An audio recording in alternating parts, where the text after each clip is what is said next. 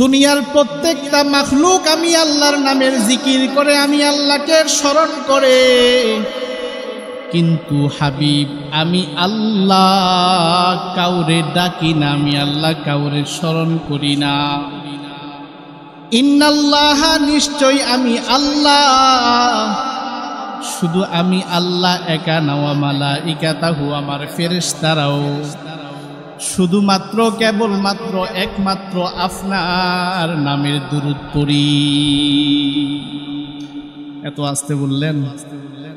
আল্লাহ বলে আমি আল্লাহর নামের জিকির দুনিয়ার সব মাখলুক করে, আমি আল্লাহ কারো নামের জিকির করি না, কাউরে আমি আল্লাহ স্মরণ করি না।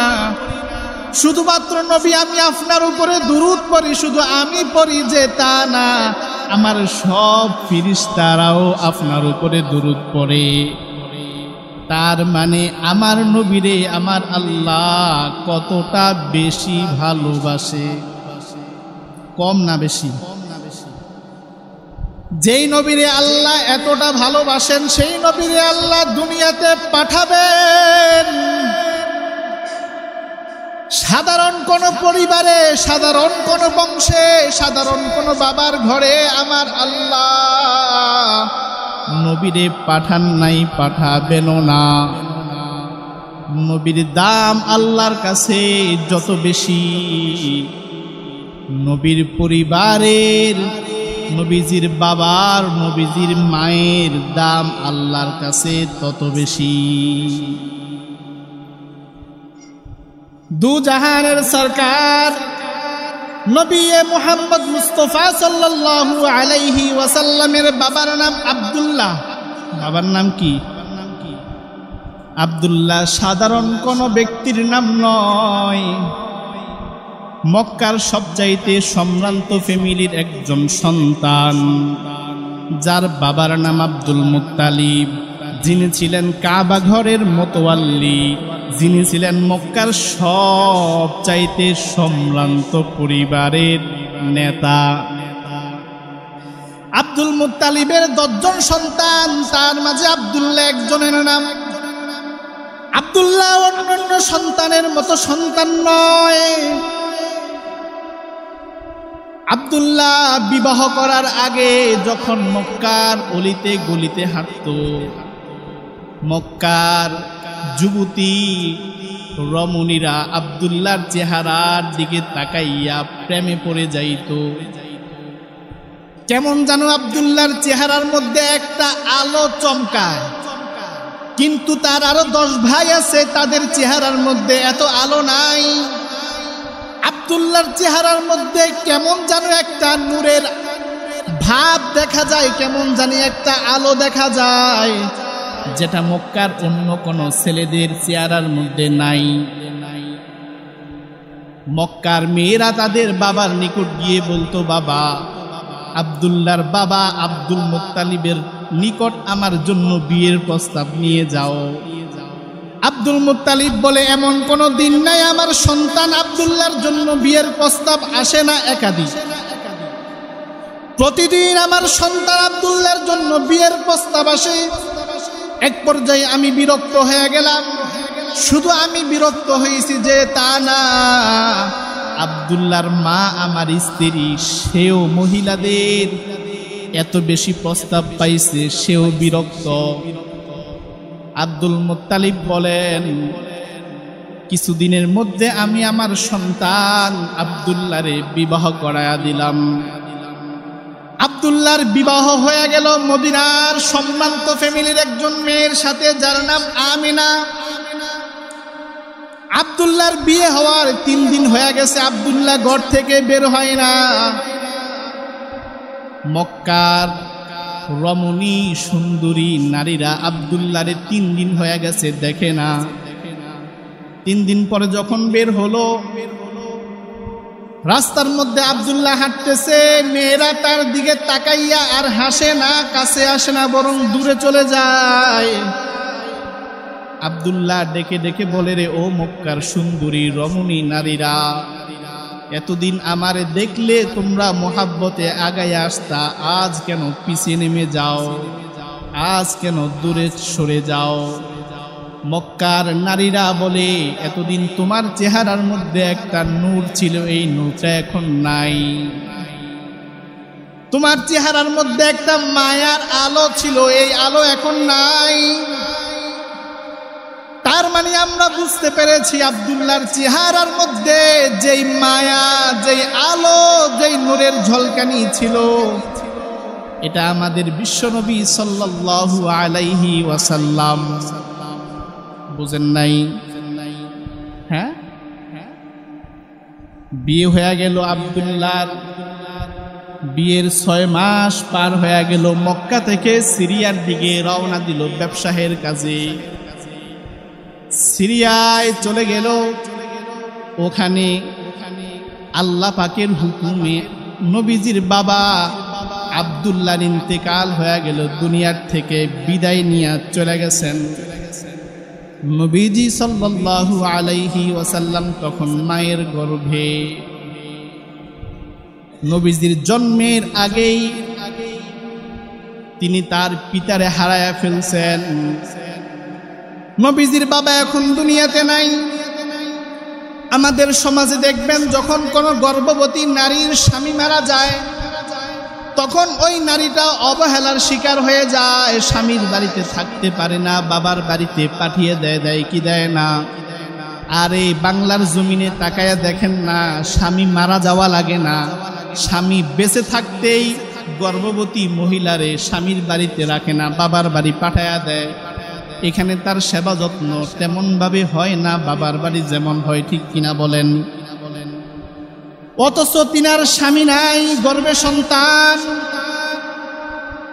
মা আমেনা স্বামীর বাড়িতে তাদের বোঝা হয় নাই, অবহেলার শিকার হয় নাই, লাঞ্ছনার শিকার হয় নাই। যখন গর্ভে সন্তান নিয়ে মা আমেনা রাস্তায় বের হতো, মানুষ রাস্তা দিয়ে হাঁটলে বুঝতো আমেনার শরীর থেকে একটা কেমন যেন সুঘ্রাণ আসে। মক্কার লোকেরা বলে, আমাদের মক্কার তো একটা নিয়ম আছে, যদি কোনো নারীর স্বামী মারা যায় তাহলে এই বিধবা নারী 1 বছর পর্যন্ত কোনো সুগন্ধি ব্যবহার করতে পারে না। বলেন কত বছর? জোরে কথা বলবেন। মক্কার তদনীন্তকালের নিয়ম ছিল, কোনো যদি নারীর স্বামী মারা যায় 1 বছর কোনো সুগন্ধি ব্যবহার করতে পারবে না। মা আমেনার স্বামী মারা গেছে, তিনি কিন্তু প্রকৃতপক্ষে কোনো সুগন্ধি ব্যবহার করে না। রাস্তা দিয়ে বের হলে মানুষ তার শরীর থেকে সুগন্ধ পায়, রাস্তা সুগন্ধে মুখরিত হয়ে থাকে। মক্কার লোকেরা বলা বলি শুরু করলো, এই মেয়ের তো স্বামী নাই, সে কি জানে না স্বামী না থাকলে যে সুগন্ধি ব্যবহার করা যায় না? মানুষ যখন বাজে মন্তব্য শুরু করছে, এই কথাটা শ্বশুর আব্দুল মুত্তালিবের কান পর্যন্ত পৌঁছায়া গেছে। আব্দুল মুত্তালিব ঘরে গিয়ে বলে, মা তুমি কি আমাদের বংশের নাক কান কেটে ফেলবা নাকি? তুমি জানো মক্কার সবচাইতে সম্ভ্রান্ত ফ্যামিলি আমরা, আমাদের বংশের পুত্রবধূ হইয়া তুমি এমন কাজ কেন করো যেটা নিষিদ্ধ কাজ? মা আমেনা বলে, বাবা এমন কোনো কাজ তো আমি করি নাই যেটা আমাদের সমাজে নিষিদ্ধ। বলে, সব মানুষ তোমার ব্যাপারে বলা বলি করতেছে, তুমি নাকি সুগন্ধ লাগাইয়া বাহিরে যাও, এমন একটা সুগন্ধি যেটা আমাদের মক্কায়ও পাওয়া যায় না। এই সুগন্ধি তুমি কোথায় পাইলা? আব্দুল মুত্তালিব তার স্ত্রীকেও ডাকলেন। তারা স্বামী আর স্ত্রী পুত্রবধূ মা আমেনাকে জিজ্ঞাসা করতেছে একসাথে, এই সুগন্ধি তুমি কোথায় পাইলা? আব্দুল মুত্তালিবের স্ত্রী বলে, বাহিরের গ্রান বাদে দিলাম, তুমি যখন প্রতিদিন গোসল করো, গোসলখানার থেকে বের হলে আমি গোসলখানায় যাই, যতক্ষণ গোসলখানার মধ্যে আমি থাকি তুমি এখানে ছিলে, এজন্য একটা সুঘ্রাণ এখানে থাকে। যতক্ষণ আমি থাকি ততক্ষণ ঘ্রাণটা আমিও পাই। এখন তুমি আমাদের দুইজনকে জবাব দাও, এই ঘ্রাণ তুমি কই পাইলা, এই সুগন্ধি তুমি কই পাইলা? মা আমেনা বলে, বাবা আল্লাহর কসম, এই সুগন্ধি আমি দুনিয়ার কোনো বাজার থেকে কিনে আনি নাই। দুইজনের সামনে মুখের থুতুটা নিক্ষেপ করলেন জমিনে, বলতেছে, বাবা এই থুতুটার দিকে তাকায়া দেখেন, তুফানের মতো সুগন্ধ বের হতেছে এখান থেকে। সুগন্ধ আমার উপরে নাই, আমার পেটে যে বাচ্চা, আমার বাচ্চা থেকে সুগন্ধ বের হচ্ছে। এত আস্তে বললেন। আমার শরীরের মধ্যে কোনো সুগন্ধি লাগানোর প্রয়োজন হয় না। আমার পেটে যে বাচ্চা, আমার বাচ্চার সুগন্ধ আমার শরীর থেকে বের হয়। আমি যখন থুতু নিক্ষেপ করি, আমার থুতুর থেকেও মেশকে আম্বরের মতো ঘ্রাণ বের হয়। বাবা দুনিয়ার কোনো বাজার থেকে আমি আমেনা কোনো সুগন্ধি কিনে আনি নাই। মা আমেনা বলে, শুধু তাই না, আমি এই কথাগুলো বলতাম না, আপনারা আমাকে জিজ্ঞেস করেছেন তাই বলতেছি। যেই দিন আমার পেটে সন্তান আসছে, সেই দিন আপনাদের ঘরের দেয়ালগুলো আমাকে সালাম দিতেছে, সালাম সালাম দিয়ে বলতেছে, রে আমিনা, তোমার গর্বে, তোমার পেটে দু জাহানের সরকার চলে এসেছে, আমরা তোমাকে সালাম দিয়ে গেলাম। মা আমেনা বলে, মা ও বাবা শুধু তাই না, যেই দিন আমার গর্ভে সন্তান আসছে, সেই দিন তিনজন নেককার নারী আমার গলার মধ্যে মালা পরাইয়া দিয়ে গেছে। হযরত মারিয়াম আলাইহিস সালাম, হযরত আসিয়া আলাইহিস সালাম, তারা আমার গলার মধ্যে মালা পরাইয়া দিয়ে গেছে। উখতে মুসা, মুসা নবীর বোন উখতে মুসা কুলসুম আসছিল সেদিন। তিনজনে আমার গলার মধ্যে মালা পরাইয়া বলছিল, রে আমেনা, তোমার গর্ভে দু জাহানের সরকার চলে আসছে। শুধু তাই না, আমি আমেনা যখন উত্তপ্ত রৌদ্রের মধ্যে ঘর থেকে বের হতাম, রৌদ্রের তাপ আমার কষ্ট লাগবে, এজন্য আমি দেখতাম আকাশের একটা মেঘের খণ্ড আমার উপরে ছায়া দিত, ছায়া। সুবহানাল্লাহ বলেন। মা আমেনা বলে, ও বাবা, ও মা, আমি এতদিন কথাগুলো বলি নাই, আজকে আপনারা আমাকে জিজ্ঞাসা করেছেন এজন্য কথাগুলো বলি। আরবের জমিন উত্তপ্ত জমিন, আরবের মরুভূমির বালুগুলো অত্যন্ত গরম হয়। আমি আমিনা যখন অত্যন্ত গরম বালুর মধ্যে পা রাখি, সাথে সাথে বালু আমার জন্য ঠান্ডা হয়ে যায়। আগে বালুতে পাড়া দিলে গরম লাগতো, এখন লাগে না। শুধু তাই না, শুধু তাই না, পাথুরিয়া জমিন, আরবের জমিন, পাথর উত্তপ্ত গরম থাকতো, আগে পা রাখলে গরম লাগতো। এখন আমি পাথরের মধ্যে যখন পা রাখি, গরম তো লাগেই না, বরং আমার কাছে মজা লাগে, মজা, আরাম লাগে। মা আমেনা বলে, ও শ্বশুর, ও শাশুড়ি, শুধু তাই না, তাই না, আমি যখন রাস্তা দিয়ে হেঁটে যাই, আমার রাস্তার আশেপাশে যত ধুলাবালি বালিকঙ্কর থাকে, তারা আমারে দাঁড়াইয়া সালাম দেয় আর বলে, আমেনা, তোমার গর্ভে দু জাহানের সরকার চলে এসেছে।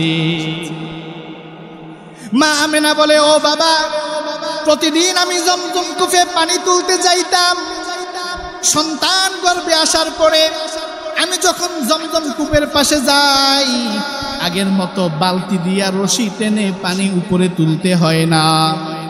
আগে যাইতাম বালতি ফালাইয়া রশি দিয়া টাইনা টাইনা পানি তুলতাম। যে দিন থেকে সন্তান গর্ভে আমার আসছে, ওই দিন থেকে আর বালতি ধরে পানি তুলতে হয় না। আমি যখন কুয়ার ধারে যাই, কুয়ার পানিটা আমনে আমনে নিজে নিজে কুয়ার মুখে চলে আসে। শুধু তাই না, শুধু তাই না, আরবের আমার বান্ধবীরা, আরবের অন্যান্য নারীরা, তারা আমায় বলে, আমেনা, তুমি যতক্ষণ কুয়ার ধারে থাকো তখন কুয়ার পানিটা উপরে থাকে, তুমি যখন চলে যাও পানিটা নিচে চলে যায়। ও বোন, তুমি যাইও না, তুমি এখানে দাঁড়াও। তুমি এখানে দাঁড়ায় থাকলে আমরা পানিটা উপর থেকে নিতে পারি। তোমার পানির কলসি তুমি বাড়িতে নেওয়ার দরকার নাই, আমরা নিয়ে দিব।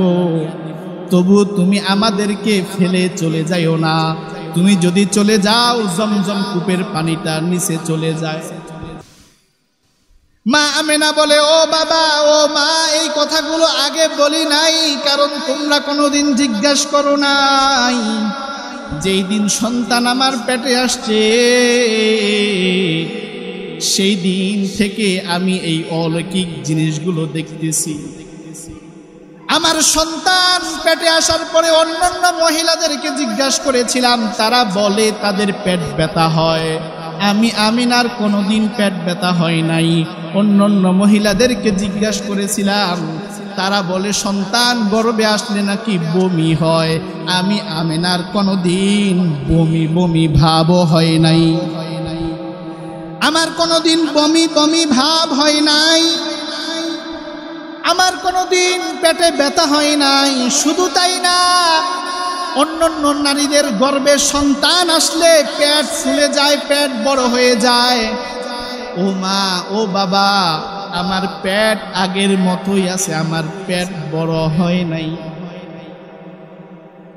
এজন্য আপনার আমার নবী দু জাহানের সরকার যখন দুনিয়াতে আসছেন এমন কিছু অলৌকিক ঘটনা দেখাইছেন যেটা দুনিয়ার মানুষ কোনোদিন আর দেখে নাই। কেমন অলৌকিক ঘটনা?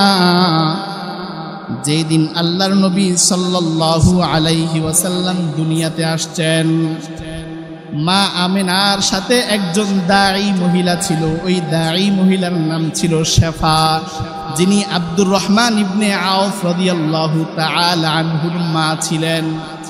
তিনি বলেন, আমার এই হাতে আমি শত শত আরবের মহিলাদের বাচ্চা গর্ভ থেকে বের করেছি, কিন্তু আমিনার গর্ভ থেকে যে বাচ্চাটা বের করেছি এটার মতো বাচ্চা আমি আমার জিন্দেগিতে আর কোনোদিন দেখি নাই।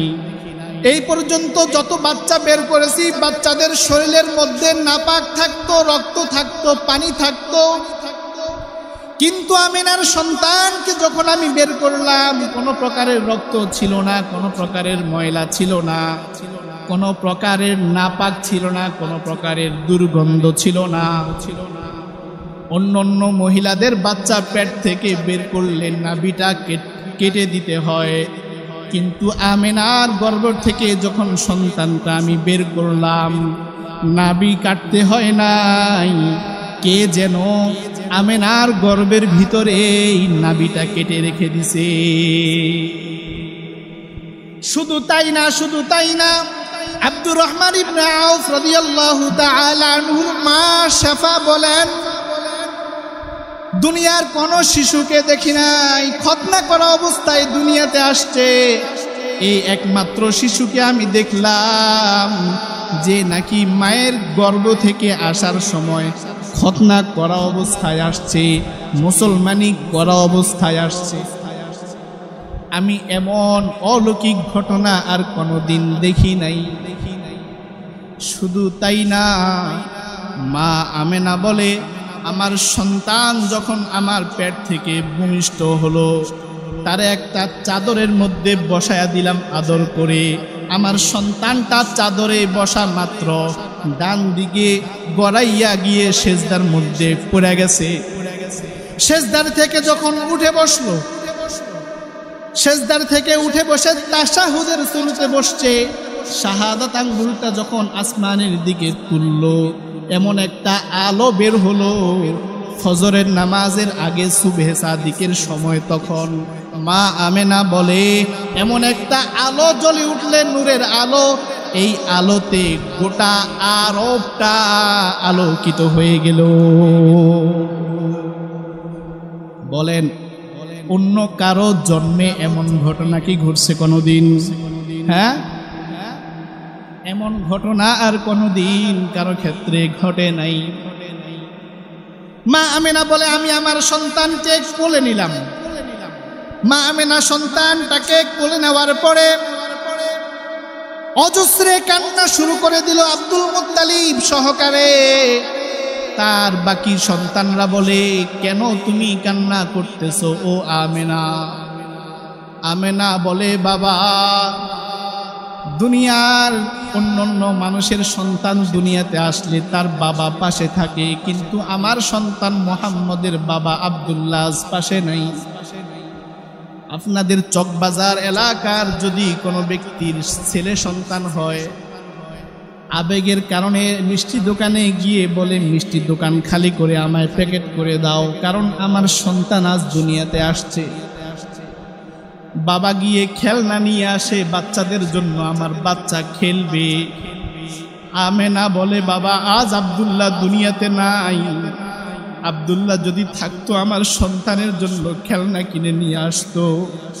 আব্দুল্লাহ যদি আজকে থাকতো কতই না আনন্দ হতো। আমার সন্তান তার বাবার আদর পাইতো। আমার সন্তানের তো বাবা নাই, আমার সন্তান মুহাম্মদের জন্য কে খেলনা নিয়ে আসবে? আমার আল্লাহ কানে কানে পয়গাম পৌঁছায়া দিছে রে আমেনা, তোর স্বামী নাই এজন্য তুই মন খারাপ করিস না। আমি আল্লাহ দুনিয়ার কোনো খেলনা তোর সন্তানের জন্য পাঠাবো না। এই তো মাত্র সকাল, সন্ধ্যা হতে দে, শুধুমাত্র সূর্যটা ডুবতে দে। সূর্য ডুবা মাত্র আমি আল্লাহ আসমানের চন্দ্রটাকে তোর বাচ্চার জন্য খেলনা হিসেবে পাঠাইয়া দিব। নবীর চাচা আবু তালেব বলেন, আমি দেখলাম সন্ধ্যা যখন গড়ায়া গড়ায়া চলে আসলো, সূর্যটা ডুবে গেল, আমার ভাতিজার নিকট আসমানের চাঁদটা নেমে চলে আসছে। আমার ভাতিজা চাঁদের দিকে তাকাইয়া হাত নাড়ায়, পা নাড়ায়। আমি দেখলাম আমার ভাতিজার হাত আর পা নাড়ানোর সাথে সাথে আসমানের যেই চন্দ্র, আসমানের যেই চাঁদ, এই চাঁদটাও হেলতেছে, দুলতেছে। চিন্তা করেন, দুনিয়ার কোন মানুষের ক্ষেত্রে এমনটা আমার আল্লাহ করেন নাই, যেটা তিনি তার হাবিব বন্ধুর জন্য করেছেন। শুধুমাত্র তার বন্ধুর জন্য আল্লাহ এমনটা করেছেন। দুনিয়ার কোন মানুষের জন্য আল্লাহ এটা করেন নাই, আর করবেনও না। আমার নবী মুহাম্মদ সাল্লাল্লাহু আলাইহি ওয়াসাল্লাম যখন দুনিয়াতে এসেছেন, গোটা দুনিয়া জুড়ে ছিল আইয়ামে জাহিলিয়াতের যুগ বলা হতো। গোটা দুনিয়া জুড়ে ছিল সব নাফরমান, সব মূর্তি পূজারক ছিল, সব অগ্নি পূজারক ছিল। যেই কালে নবীজির জন্ম হয়েছে, ফারস্যের মধ্যে অগ্নি পূজারকরা আগুনের পূজা করত। 1000 বছর যাবত তারা আগুন জ্বালায় রাখছে, কোনোদিন এটা নিভতে দেয় নাই। নিজের জিন্দিগিতে জ্বালানো ছিল, মারা যাওয়ার আগে সন্তানদেরকে বলছে আগুনটা নিভতে দিও না, আগুন যেন না নিভে। এভাবে 1000 বছর পর্যন্ত ফারস্যের মধ্যে বিশাল একটা অগ্নিকুণ্ড ছিল, যেটার তারা ইবাদত করত। যেই দিন আপনার আমার হাবিব দুনিয়াতে আসছেন, সেই দিন 1000 বছর জ্বালানো আগুনটা মুহূর্তের মধ্যে নিভে গেছে। সব অগ্নি পূজকরা সেই দিন ভয় পায়া গেছে।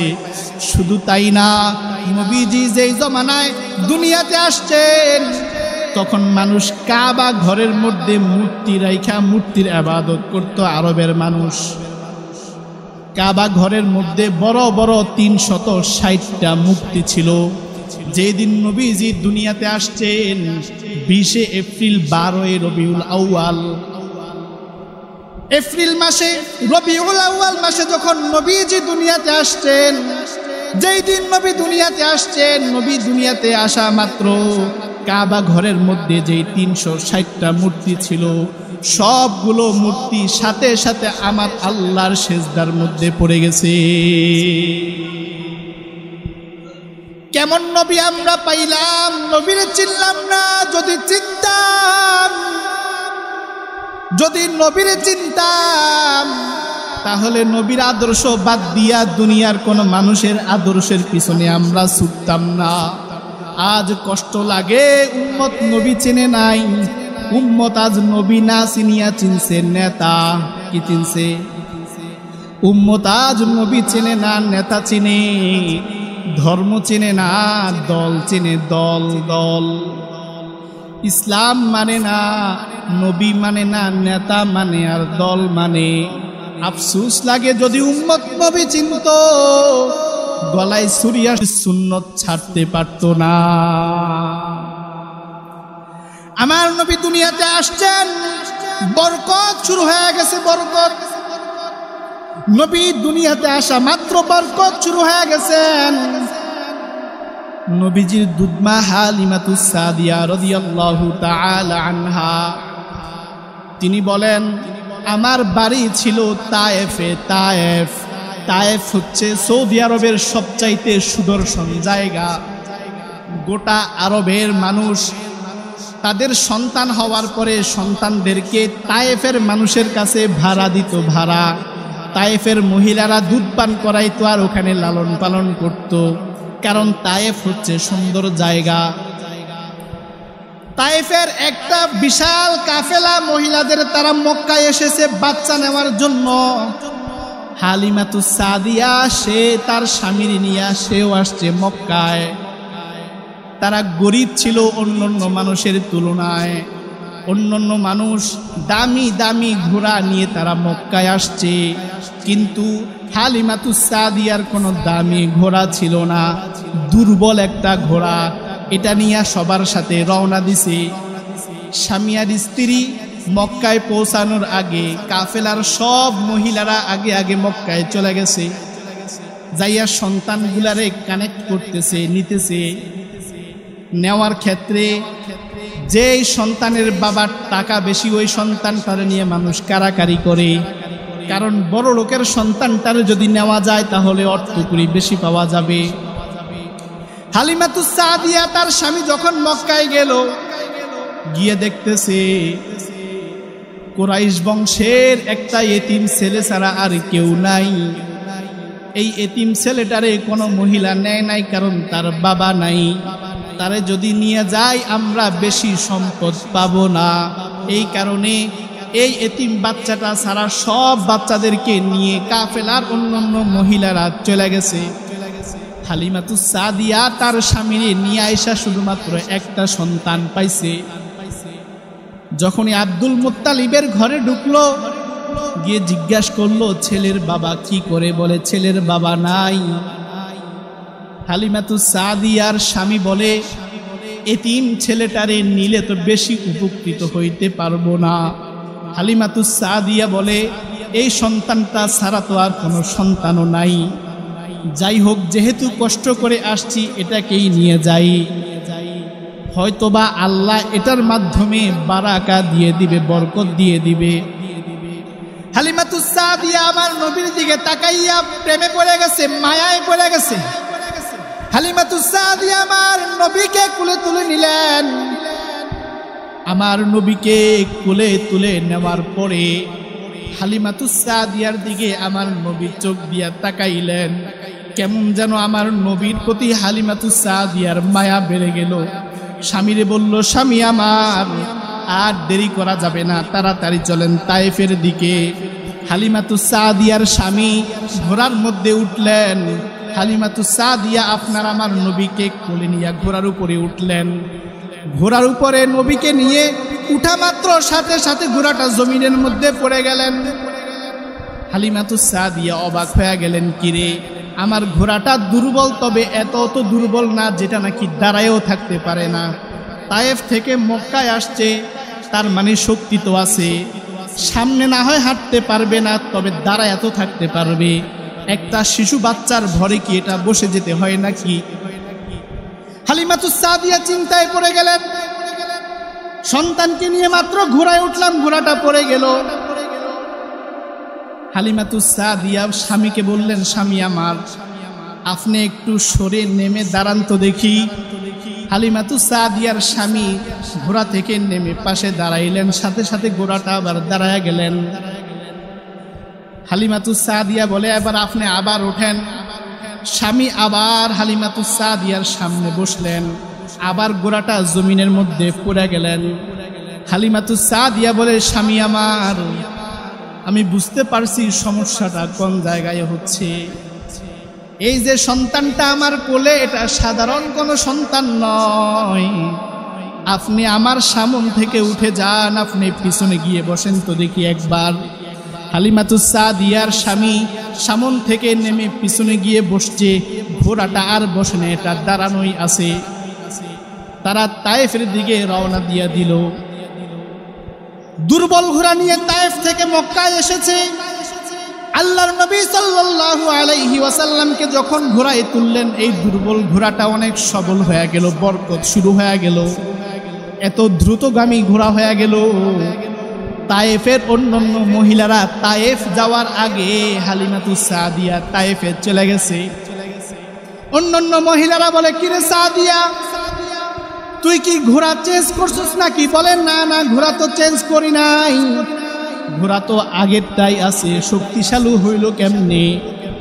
হালিমাতুস সাদিয়া জবাবে বলে, আমার কুরাইশি মেহমানের বদৌলতে আমার আল্লাহ আমার দুর্বল ঘোড়াকে সবল করে দিছে। শুধু তাই না, শুধু এখানেই বরকত শেষ না। হালিমাতুস সাদিয়ার ঘরে একটা বকরি ছিল, বকরি, যেই বকরির দুধ হালিমাতুস সাদিয়া খাইতেন। তিনার একটা ছোট্ট মেয়ে ছিল, নাম হচ্ছে সীমা, সীমাও দুধ খাইতেন।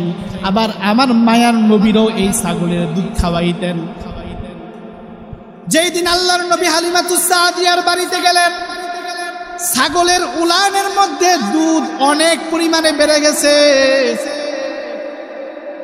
ওই এলাকার মহিলারা বলে, কিরে হালিমাতুস সাদিয়া, তোর সন্তান রে তুই, তোর ছাগল রে তুই কোন জমিনের ঘাস খাওয়াস? অনেক সময় দেখবেন আমাদের সমাজের যেই ছেলেটা মোটা, স্বাস্থ্য বেশি, তারে আমরা বলি, তোর বাপে তোরে কোন দোকানের চাউল খাওয়ায়? বলে কি বলে না? ওই মহিলারা বলে, সাদিয়া, তোমার ছাগল কোন ক্ষেতের ঘাস খায় যার কারণে দুধ এত বেশি? হালিমাতুস সাদিয়া বলে, আমার এই ছাগল কোন ক্ষেতের ঘাস খাওয়ার কারণে দুধ বাড়ে নাই, বরং আমার ঘরে কুরাইশি মেহমান আসছে। কুরাইশি মেহমান আসার বদৌলতে আল্লাহ আমার ছাগলের, আমার বকরির দুধের মধ্যে বারাকা দিয়া দিছে, আমার বকরির দুধ আল্লাহ বাড়ায়া দিছে। আমার নবী যতদিন হালিমাতুস সাদিয়ার বাড়িতে ছিলেন, শুধু বরকত আর বরকত প্রকাশ পাইছে, কোনোদিন অভাব আসে নাই। কেমন নবী আমরা পাইছি!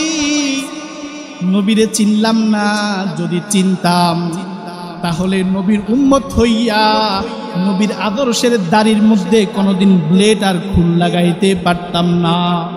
নবীরে আমরা চিনি নাই, যদি নবীরে চিনতাম তাহলে নবীর আদর্শ বাদ দিয়া নায়ক নায়িকা আর সেলিব্রিটি খেলোয়াড়দের স্টাইল কইরা মাথার চুলটা কাটতাম না। নবীরে আমরা চিনি নাই, যদি নবীরে চিনতাম তাহলে একটা টাকাও হারাম উপার্জন করতাম না। যদি নবীরে চিনতাম ওজনে আমরা ভেজাল দিতাম না। নবীরে চিনি নাই, এজন্য পর্দা থেকে আমার বিবি অনেকটা দূরে আছে। নবীর আদর্শ আমরা জানি না, এই জন্য আমার সন্তানটা আমার কথা বাদ দিয়া, আমি বাবার এতাআত না করিয়া বন্ধু বান্ধবের পাল্লায় পড়ে তার জীবনটা নষ্ট করে ফেলতেছে। কেমন নবী আমরা পাইলাম! যদি নবীরে চিনতাম, যদি নবীর আদর্শ মেনে চলতাম, তাহলে বাংলাদেশের মুসলমানদের উপর অধঃপতন আসতো না। যদি নবীরে চিনতাম তাহলে বাংলাদেশে এই যে বিমান দুর্ঘটনা হয়েছে কিছুদিন, কতগুলো শিশু মারা গেছে, এগুলা আপনি ভাবতে পারেন, এগুলা আপনি হয়তো ভাবতে পারেন দুর্ঘটনা, কিন্তু না না, আল্লাহ এ সমস্ত ঘটনাগুলো ঘটাইয়া আমাদেরকে সাবধান করে রে মুসলমান। যত পরিমাণ বেঈমানি তোমরা আমি আল্লাহর সাথে করো, যত পরিমাণ নাফরমানি তোমরা আমি আল্লাহর সাথে করো, আমি আল্লাহ মাঝে মাঝে তোমাদেরকে বিপদ দিয়ে পরীক্ষা করি, আমি আল্লাহ মাঝে মাঝে করোনার মতো একটা রোগ দিয়া 1000-2000 মানুষ মাইরা ফেলি, আমি আল্লাহ ভূমিকম্প দিয়ে দেই, আমি আল্লাহ একটা বিল্ডিং ভেঙে দেই, আমি আল্লাহ একটা অ্যাক্সিডেন্ট ঘটাইয়া দেই, যেন তোমরা এগুলা বুঝো আমি আল্লাহর আযাব, বুঝার পরও যেন তোমরা নিজের ভুল সংশোধন করিয়া খারাপ পথ থেকে ভালো পথে আসতে পারো, আমার নবীর আদর্শ যেন তোমরা আঁকড়াইয়া ধরতে পারো। এজন্য উম্মতের মাঝে থাকবে নবীর সুন্নাত, থাকবে তো নবীর আদর্শ সবাই মেনে চলবেন তো, নবীর ইতাআত করবেন তো। আফসোস লাগে, দুঃখ লাগে, রবিউল আউয়াল মাস আসলে নবীর প্রতি মুহাব্বত বেড়ে যায়, রবিউল আউয়ালও শেষ, মুহাব্বতও আমাদের শেষ। বাস্তব না অবাস্তব জোরে বলেন? এটা কষ্ট পাইয়েন না ভাই, এটা কষ্ট দেওয়ার জন্য বলি না। রবিউল আউয়াল মাস আসলে নবীর প্রতি ভালোবাসা এরপরে নাই, এটা কি নবীর আশেকের পরিচয় হতে পারে? রবিউল আউয়াল আসলে জুলুস করবেন, বাকি 11 মাস খবর নাই, সুন্নত নামাজ পড়েন না, তাহলে এই জুলুস করার কোনো ফায়দা আছে? ওই দিন একজনে আমারে দেখাইয়া বলতেছে, হুজুর এই লোকটা, আপনাদের এলাকার কথা বলছি, এই লোকটা আশিকে রাসূল কিন্তু কোনোদিন নামাজ পড়ে না। এই লোকটা একেবারে কসম আল্লাহর মসজিদে দাঁড়াইয়া বলতেছে, আমারে বলতেছে, হুজুর এই লোকটা আশিকে রাসূল দাবি করে আমাদের এই গ্রামের এই মহল্লার, কিন্তু সে কোনোদিন নামাজে আসে নাই। আমি বললাম সে কি আমাদের মহল্লার? বলে হ্যাঁ। আমিও তারে দেখি নাই, আসলেই নামাজ পড়ে না, অথচ উনি আশিকে রাসূল। কেউ যদি নামাজ না পড়ে সে কোনোদিন আশিকে রাসূল হতে পারে? হ্যাঁ। আজকে রাতে মসজিদে আলোচনা হবে, সকলে বসবেন, আশিকে রাসূল কারা? আমি ইনশাআল্লাহ বিষয়টা ক্লিয়ার করে দেব। আশিকে রাসূল হতে চাইলে কি কি করতে হবে?